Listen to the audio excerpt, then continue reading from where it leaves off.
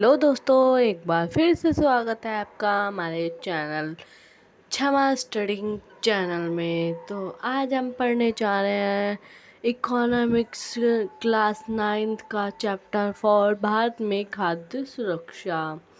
ये मैं important question answer. तो चलिए अपनी वीडियो को शुरू करते हैं। अगर आपको हमारी वीडियो पसंद आती हो तो लाइक कीजिएगा, शेयर कीजिएगा और हमारे चैनल को सब्सक्राइब करना बिल्कुल मत भूलिएगा। तो चलिए अपनी वीडियो को शुरू करते हैं। देखिए क्वेश्चन नंबर 1, गरीब को खाद्य सुरक्षा देने के लिए सरकार ने क्या उपाय किए हैं? सरकार की ओर से शुरू की गई किन्हीं दो योजनाओं को लिखें। तो गरीब जो खाद्य सुरक्षा देने के लिए सरकार ने निम्नलिखित उपाय किए हैं। तो देखिए कौन से संशोधित सार्वजनिक वितरण प्रणाली। इस प्रणाली का आरंभ 1992 से में देश के 1700 ब्लॉकों में किया गया। इसका लक्ष्य दूर दराज के सभी पिछड़े क्षेत्रों में सार्वजनिक वितरण प्रणाली का लाभ पहुंचाना। जून 1997 में सभी जो क्षेत्रों में गरीब की लक्षित करने की जो के लिए सिद्धांत अपनाने के लिए लक्षित सार्वजनिक वितरण प्रणाली प्रारंभ की गई। दूसरा, अंत्योदय अन्न योजना। दूसरी योजना की गई अंत्योदय अन्न योजना। यह जो योजना है गरीब में भी सार्वजनिक गरीब जो सर्वाधिक गरीब होते हैं गरीबी के लिए शुरू की गई थी अन्न योजना। इस योजना का संचालन सार्वजनिक वितरण प्रणाली के वर्तमान नेटवर्क से जोड़ दिया गया। इस योजना के अंतर्गत निर्धनों को 35 किलो खाद्यान्न मिलता है। अगला क्वेश्चन है, भारत में जो खाद्य सुरक्षा कैसे सुनिश्चित की जाती है? भारत में खाद्य सुरक्षा को सुनिश्चित करने के सुनिश्चित बफर या स्टॉक और सार्वजनिक वितरण प्रणाली द्वारा किया जाता है। कैसे किया जाता है? बफर स्टॉक और सार्वजनिक वितरण प्रणाली द्वारा सुनिश्चित किया जाता है। अगला क्वेश्चन है, कौन लोग खाद्य असुरक्षा से अधिक ग्रस्त हो सकते हैं? कौन से लोग हैं जो खाद्य असुरक्षा से अधिक ग्रस्त हो सकते हैं? तो भूमिहीन लोग, परंपरागत कारीगर, परंपरागत सेवाएं प्रदाता जो है करने वाले जैसे नाई, बढ़ाई, धोबी आदि लोग जो है खाद्य असुरक्षा से अधिक ग्रस्त हो सकते हैं। अगला क्वेश्चन है, क्या आप मानते हैं कि हरित क्रांति ने भारत को खाद्यान्नों में आत्मनिर्भर बना दिया है?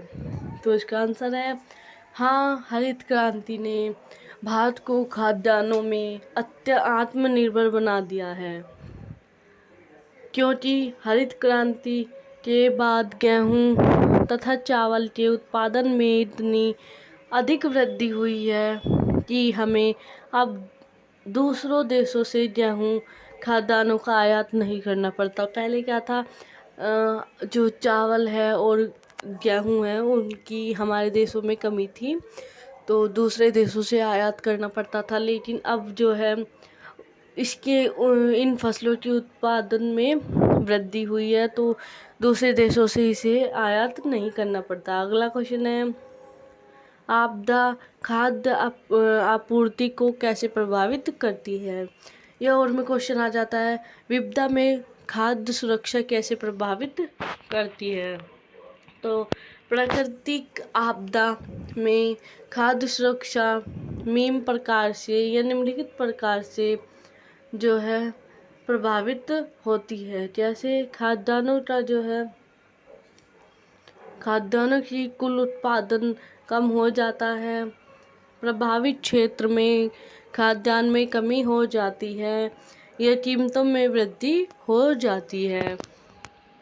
यदि आपदा लंबे समय तक रहते हैं तो भुखमरी की स्थिति उत्पन्न हो सकते हैं। मौसमी भुखमरी। अगला प्रश्न है, मौसमी भुखमरी तथा दीर्घकालिक भुखमरी में अंतर स्पष्ट कीजिए। तो इसका आंसर है मौसमी भुखमरी। तो यह कृषि उत्पादन में आई गिरावट में उत्पन्न होती है। दूसरा, पूरे साल काम न मिलने से उत्पन्न होती है। मौसमी भुखमरी बाढ़, सूखा जैसी आपदाओं से उत्पन्न होती है। मौसमी भुखमरी। दीर्घकालिक जो भुखमरी होती है वो होती है हमेशा से कम आय हो तो उस प्रकार की भुखमरी लगातार बनी रहती है। वे खाद्यान्न खरीदने में असमर्थ होते हैं। ऐसी भुखमरी अपर्याप्त खुराक से उत्पन्न होती है। अपर्याप्त खुराक से ये खाद्यान्न खरीदने में असमर्थ होते हैं और हमेशा से ही भुखमरी लगातार बनी रहती है। इसी को क्या कहते हैं? दीर्घकालिक भुखमरी। अगला क्वेश्चन है, भुखमरी से आप क्या समझते हैं? तो भुखमरी एक ऐसी स्थिति है जिसमें खाद्यान्नों का संकट उत्पन्न हो जाने के कारण प्राणी भूख से मरने लगते हैं। ऐसे इसे भुखमरी कहते हैं। अगला क्वेश्चन है, बफर स्टॉक क्या है? सरकार इसे क्यों बनाती है? तो बफर स्टॉक अनाजों का वह स्टॉक है जिसका सृजन किसानों से अनाज खरीद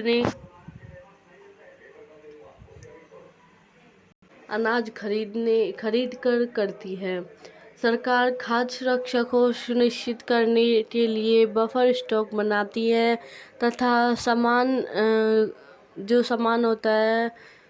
सामान के गरीब वर्गों में बाजार मूल्य से कम कीमत पर अनाज वितरण करने के लिए जो है ये उपयोग में आता है। जैसे कि गाँव में क्या राशन होता है, इसका एक उदाहरण है। अगला प्रश्न है, न्यूनतम समर्थित मूल्य से आप क्या समझते हैं?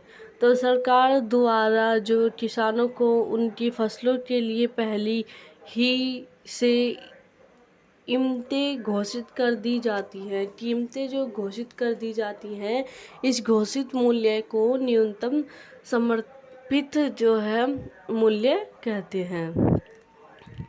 जो सरकार द्वारा जो है पहले ही कीमतें घोषित कर दी जाती हैं उसे ही न्यूनतम समर्पित मूल्य कहते हैं। अगला क्वेश्चन है, निगत कीमत क्या है? स्पष्ट करें। तो निगत कीमत जो है समाज के गरीब वर्गों में बाजार कीमत से कम मूल्य पर वितरण कार्य किया जाता है। इस कीमतों को निगम जो है कीमत कहते हैं। जो समाज की गरीब वर्गों में बाजार कीमतों से कम जो मूल्य पर वितरण किया जाता है, इसे ही कीमत को निगम कीमत कहते हैं, इस कीमत को।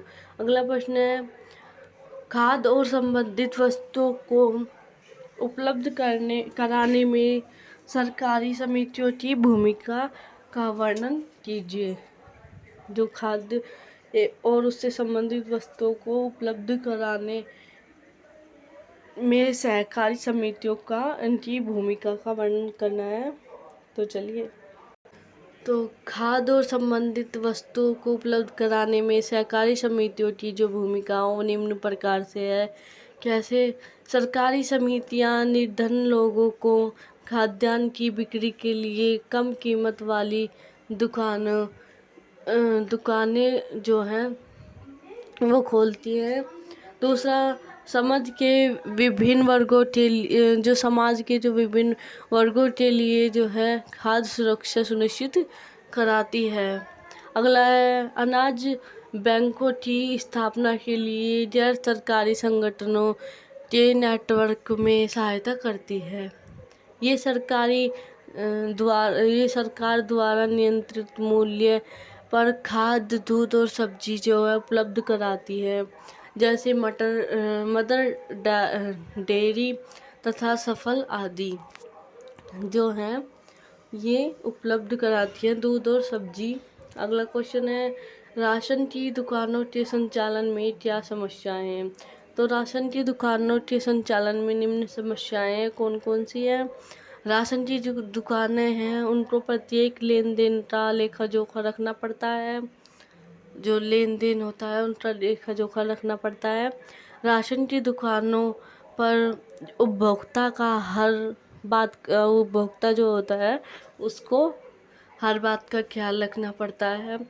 राशन की दुकानों को जो है उपभोक्ता की शिकायत की पुष्टि होने पर लाइसेंस रद्द हो सकता है। जो है उपभोक्ता की शिकायत की अगर पुष्टि होती है तो उसका लाइसेंस भी रद्द हो सकता है। तो ये थी राशन की दुकानों के संचालन में क्या समस्याएं होती हैं। तो देखिए इसी चैप्टर के कुछ और इम्पोर्टेंट क्वेश्चंस। भारत में खाद्य सुरक्षा। तो गरीब को खाद्य सुरक्षा देने के लिए जो है सरकार ने क्या उपाय किए हैं? सरकार की ओर से शुरू की गई किन्हीं 2 योजनाओं को लिखें। ये है प्रश्न।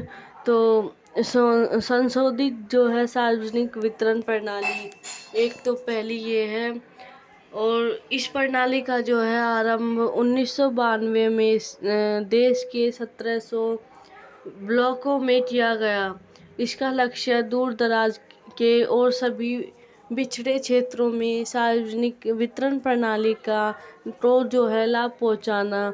जून 1997 में सभी क्षेत्रों में गरीबी की लक्षित करने के लिए सिद्धांत अपनाने के लिए लक्षित सार्वजनिक जो है वितरण प्रणाली प्रारंभ की गई। दूसरा, अंत्योदय अन्न योजना के दौरान यह योजना गरीबों में भी सर्वाधिक गरीब के लिए शुरू की गई। इस योजना का संचालन सार्वजनिक वितरण प्रणाली के वर्तमान जो नेटवर्क से जोड़ दिया गया।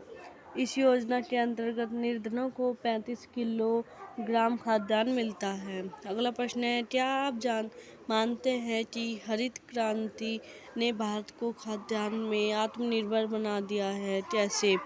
हाँ, हरित क्रांति ने भारत को खाद्यान्नों में आत्मनिर्भर बना दिया है, क्योंकि हरित क्रांति के बाद गेहूं तथा चावल के उत्पाद में इतनी अधिक वृद्धि हुई है कि हमें अब दूसरे देशों से जो है गेहूं आदि खाद्यान्नों का आयात नहीं करना पड़ता। जो पहले था कि हमारे देश में गेहूं और चावल की जो फसल नहीं होती थी इतनी मात्रा में, तो दूसरे देशों से आयात करना पड़ता था। लेकिन जब से हरित क्रांति जो है उन्नत बीजों की किस्मों की जो बीज आए हैं उसे हरित क्रांति कहते हैं, जिससे कि गेहूं और चावल की जो फसल है उसमें बहुत वृद्धि आई है।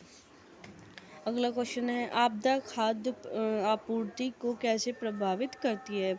तो प्राकृतिक आपदा में खाद्य सुरक्षा में प्रकार से प्रभावित होती है। जो है आपदा खाद्य आपूर्ति को कैसे प्रभावित करती है? निम्नलिखित प्रकार से जो है प्रभावित करती है। खाद्यान्न की जो है कुल उत्पादन में जो है कम हो जाता है। प्रभावित क्षेत्र में खाद्यान्न में कमी हो जाती है। कीमतों में भी वृद्धि हो जाती है, और यदि आपदा लंबे समय तक रहती है तो भुखमरी की स्थिति भी उत्पन्न हो जाती है। ये प्राकृतिक आपदा को खाद्य आपूर्ति प्रभावित ऐसे करती है। अगला प्रश्न है, निगत कीमत क्या है? स्पष्ट कीजिए। तो समाज के गरीब वर्गों में बाजार कीमत से कम जो मूल्य पर वितरण किया जाता है इस कीमत को निगम कीमत कहते हैं। जो समाज के गरीब वर्ग है उसकी बाजार कीमत से कम मूल्य पर वितरण किया जाता है, तो इस कीमत को ही निगम कीमत कहते हैं, जैसे कि राशन। खाद्य सुरक्षा से क्या अभिप्राय है? तो खाद्य सुरक्षा से हमारा अभिप्राय है सभी लोगों के लिए हमेशा भोजन की उपलब्धता पहुंचकर उसे हासिल करने का सामर्थ्य से है। जो भोजन की जो उपलब्धता है हमेशा के लिए उस तक पहुंचकर हासिल करने के जो सामर्थ्य है उसे खाद्य सुरक्षा कहते हैं। अगला प्रश्न है, खाद्य सुरक्षा के लिए कितने आयाम होते हैं? तो खाद्य सुरक्षा के लिए निम्न आयाम होते हैं। खाद्य उपलब्धता का अभिप्राय देश में खाद्य उत्पादन, खाद्य आयात एवं सरकारी अनाज भंडारों में संचित पिछले सालों के स्टॉक से है। जो स्टॉक होता है उसे खाद्य सुरक्षा के जो है खाद्य आयात एवं सरकारी अनाज उसे पिछले सालों संचित करके रखा जाता है खाद्य सुरक्षा के लिए। दूसरा, पहुंच का अभिप्राय है कि खाद्य हर व्यक्ति को मिलता रहे, जो है खाद्य पदार्थ हर व्यक्ति तक पहुँचे। सामर्थ्य का अर्थ है कि लोगों के पास अपनी भोजन ज़रूरतों को पूरा करने के लिए जो है समुचित और पौष्टिक भोजन खरीदने के लिए जो है धन मौजूद होना चाहिए। उनकी ज़रूरतों को भी पूरा करने के लिए समुचित और पौष्टिक भोजन खरीदने के लिए धन भी मौजूद होना चाहिए। तो दोस्तों ये थे most important economics class 9th chapter 4 के इम्पोर्टेंट क्वेश्चन आंसर। अगर आपको हमारी वीडियो पसंद आई हो तो लाइक कीजिएगा, शेयर कीजिएगा और हमारे चैनल को सब्सक्राइब करना बिल्कुल मत भूलिएगा। Please subscribe to my channel.